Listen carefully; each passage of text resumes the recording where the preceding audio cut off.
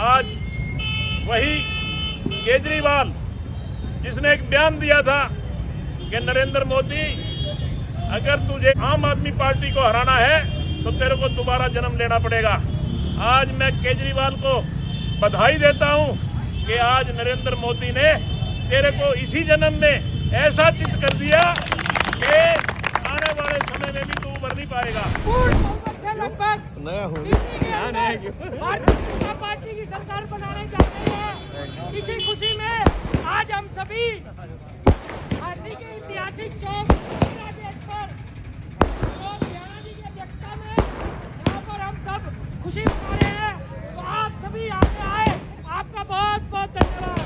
भारत माता की जिंदाबाद जिंदाबाद जिंदाबाद जिंदाबाद जिंदाबाद। नमस्कार, मैं उदिन करगावड़ी और दैनिक टॉक्स पर आप जुड़ चुके हैं। 27 वर्ष के बाद आज दिल्ली में भाजपा पार्टी की सरकार बनने जा रही है। आपको बता दें, जो दिल्ली है वो राष्ट्रीय राजधानी क्षेत्र है और दिल्ली में अभी तक आम आदमी पार्टी का कब्जा रहा है और कहीं ना कहीं अरविंद केजरीवाल का गढ़ कहा जाता था। और आज भाजपा पार्टी ने अरविंद केजरीवाल के गढ़ को खत्म करने का काम किया। और हमारे साथ जुड़े हैं हांसी के विधायक विनोद बेड़ा, उनसे बातचीत कर लेते हैं कि जो हांसी में वो दिल्ली में भाजपा की जीत पर जो जश्न मनाया जा रहा है। दिनकर जी, आम आदमी की पार्टी की जो नींव थी वो झूठ पे रखी गई। उन्होंने एक सामाजिक आंदोलन चलाया अन्ना हजारे की अध्यक्षता में, उनके नेतृत्व में।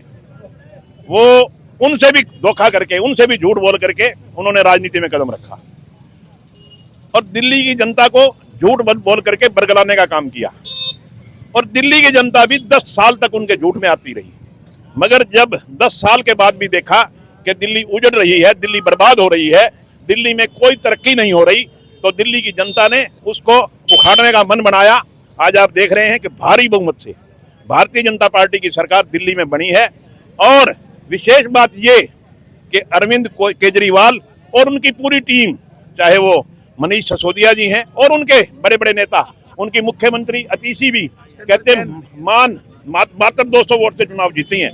और भी जितने उनके नेता थे, सबको दिल्ली की जनता ने सबक सिखाने का काम किया। निश्चित तौर पे ये जनता है, जनता सब समझती है कि कौन क्या कर रहा है। आज पूरे हिंदुस्तान की जनता को ये पता है कि अगर इस देश को कोई आगे ले जा सकता है, इस देश का कोई मान सम्मान बढ़ा सकता है, इस देश को कोई विश्व गुरु बना सकता है, तो उसका नाम नरेंद्र मोदी है। आज नरेंद्र मोदी के नेतृत्व में पूरे हिंदुस्तान की जनता, पूरे भारत की जनता विश्वास व्यक्त कर रही है।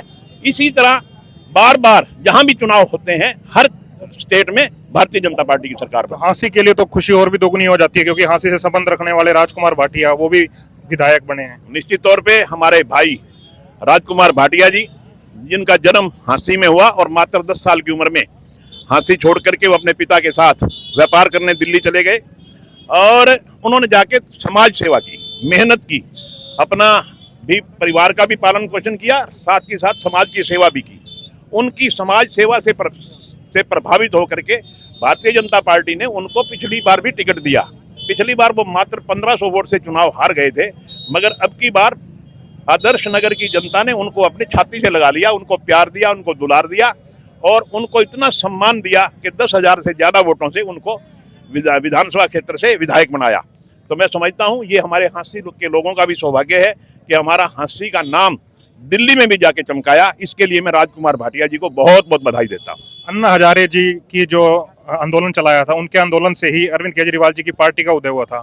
उनका भी कहना है कि मैंने भी अरविंद केजरीवाल जी को समझाया था, अभी जो आपकी शराब नीति है वो गलत है, वो नहीं माने और उसका खामियाजा उन्हें भुगतना पड़ रहा है। देखिए, ये शराब नीति तो सिर्फ घोटाला था, नीति क्या थी, वो सिर्फ था ही घोटाला। पैसे कमाने के लिए उन्होंने एक ऐसी नीति बनाई थी और वो नीति जो बनाई वो सब जनता के सामने आई, कानून के सामने आई, इंक्वायरी हुई और इनको दोषी ठहराया गया। मनीष सिसोदिया जी काफी लंबे समय तक जेल में रहे इसी शराब घोटाले के कारण। अरविंद केजरीवाल को भी जेल जाना पड़ा। जब इन्होंने ये कहा कि भारतीय जनता पार्टी हमारे पे झूठे मुकदमे दर्ज करवा रही है, मगर आज दिल्ली की जनता ने भारतीय जनता पार्टी के पक्ष में मतदान करके ये दिखा दिया कि भारतीय जनता पार्टी सही है और अरविंद केजरीवाल गलत थे, उनकी पॉलिसी गलत थी, उनका जो पैसा कमाया शराब में से, उसी के कारण उनको जेल जाना पड़ा।